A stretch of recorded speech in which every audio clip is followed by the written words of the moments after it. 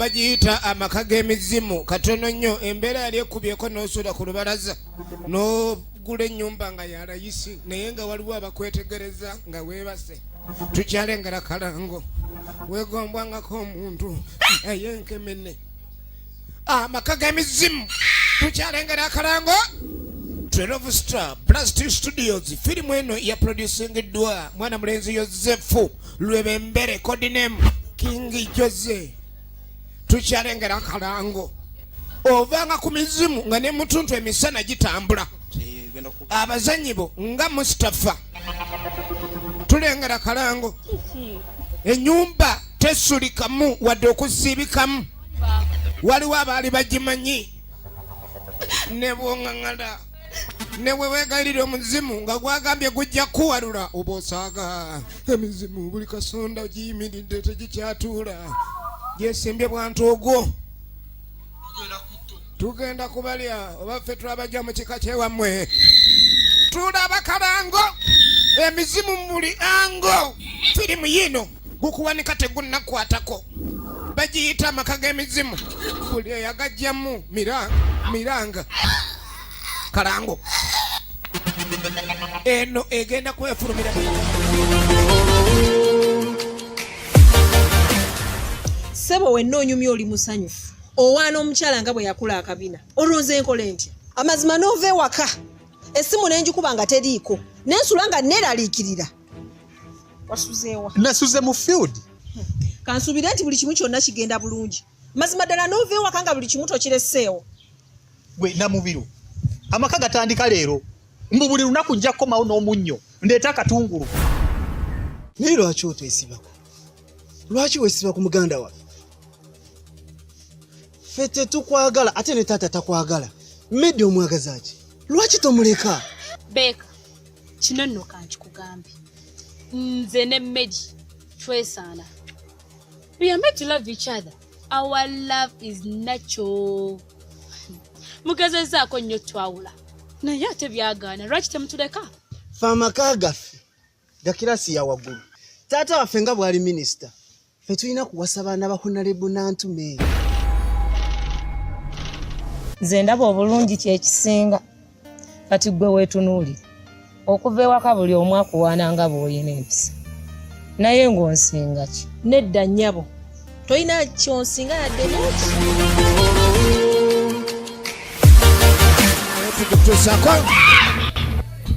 okulambula si kubi naye Katonda yawanga ensi eno kyova olaba waliwo amawanga era buli ggwanga n'ennono lyalyo bagambe muno kaakati omuntu okutambula ng'oli mu nsi yo omanya wookoma ensalosalo kintu kikulu weegomba abasezi ne bakulabako ndi weegombye musezi munaabwe. Firimu ya Mutebi Faruku nagambye genda mu Brezi wali eri ku Plaza Duka liri FF16 eno woba ogijja paka twagifulumiza dda weeri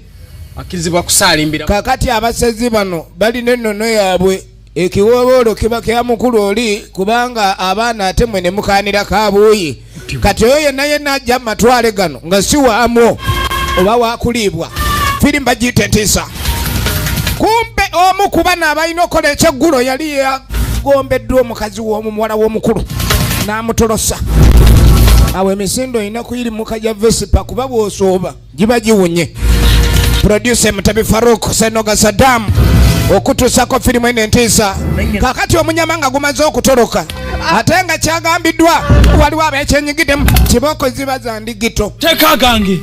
bamenya amateeka mutusuza mutya amakaya bamaze okufuna omuva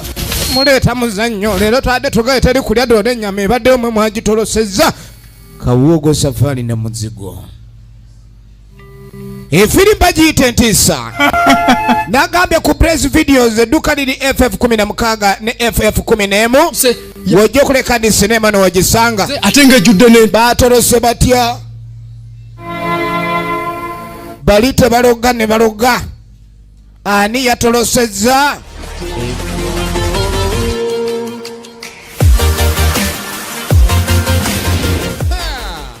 kati sooke tulabe kalango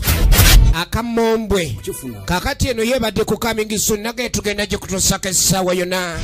another one from Ebis production natenga bulijjo oyina okuginonya wonna weeri bamutuma enkoko yakasa omuniga agiwuseemu supu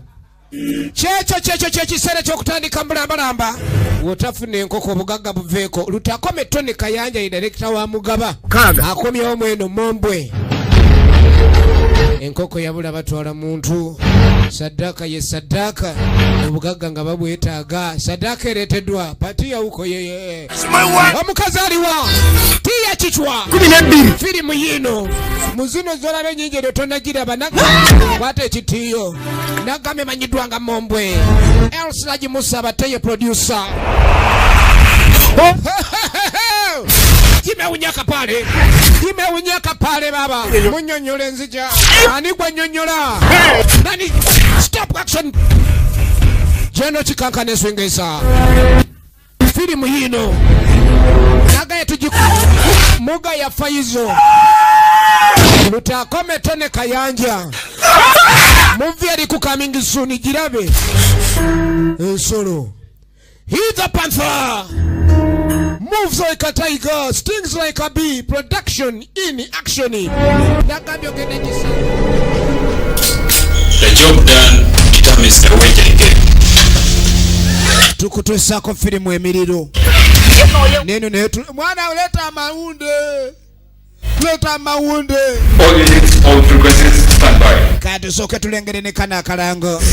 Neno na yeri kukamingi suni. Na yenga ate mubanga tono nyegenda kube kutusidwako era filimu eno genda gisanga mu Blaze Videos wali ku Zai Plaza eduka liri FF 16 tulengera kalango kayo kachito onyumirwa za action do something go do something tuchalengera kalango filimu ene emanyiddwa nga Top Secret twaga tumanye kyamachi temuleta mulugire kyama kibuze sirina kyama bagala kyama kyekyo kuntike kyogerwako Top Secret okuva mu Platinum Films Blaze weri okutusako filimu eno The Top Secret kyama kyekyo kibagamba ekituusa okuvira akasamba tukembaza abantu ziwogoka bulinda minyina buyulika The Top Secret movie then stop the action Top Secret hello teke ziri muno esaawa eno omuzanyo guweddewo emundu esindogoma teke zikaba 4 3 2 1 yes soke tulengere kalankano katono nnyo Madi Ghostin Bukunja kakati banange Sedisha Film Production abasezi bebukunja batwala balamu waliwo ebyalo ebimu nga ne bwoba mugenyi toyinza fuluma bweru nti ogenda kwetaasa kale ne bwoba osimbiddwa ekidumu simbudde bwekiro mu kasoda k'ennyumba woofuna woositamaawo kati nga toyinza fuluma bamututte mulamu eno balya balamu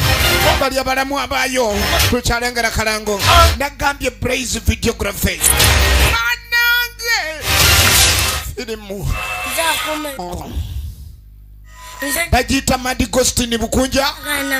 wali okyaddeko ku kyalo kale mukwano gwo nagamba tugenda olabe gye